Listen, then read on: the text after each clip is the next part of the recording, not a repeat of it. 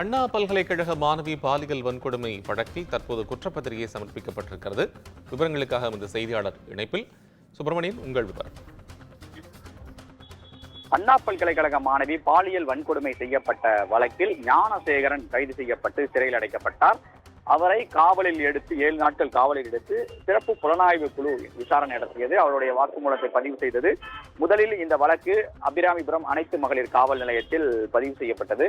அதன் பிறகு பல்வேறு சர்ச்சைகள் எழுந்த நிலையில் இந்த வழக்கு சிறப்பு நீதிமன்ற உத்தரவின் அடிப்படையில் சிறப்பு புலனாய்வு குழுவுக்கு மாற்றப்படுகிறது. 3 IPS அதிகாரிகள் கொண்ட குழுவினர் இந்த சிறப்பு புலனாய்வு குழுவை ஒருங்கிணைத்தார்கள்.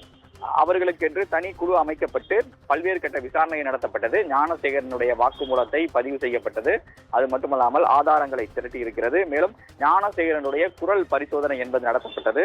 தடயவியல் துறை அலுவலகத்திற்கு அழைத்து சென்று ஞானசேகரனுடைய குரல் பதிவு என்பது செய்யப்பட்டது.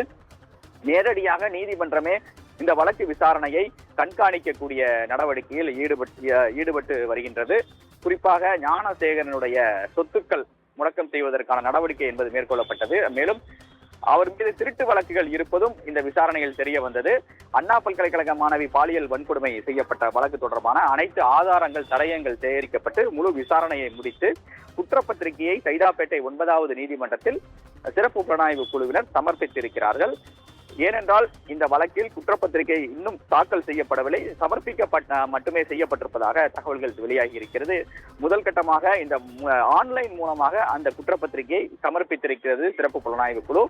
அந்த ஆவணங்கள் அனைத்தையும் நீதிமன்றம் ஆய்வு செய்யக்கூடிய பணி என்பது மேற்கொள்ளப்பட்டு வருகிறது.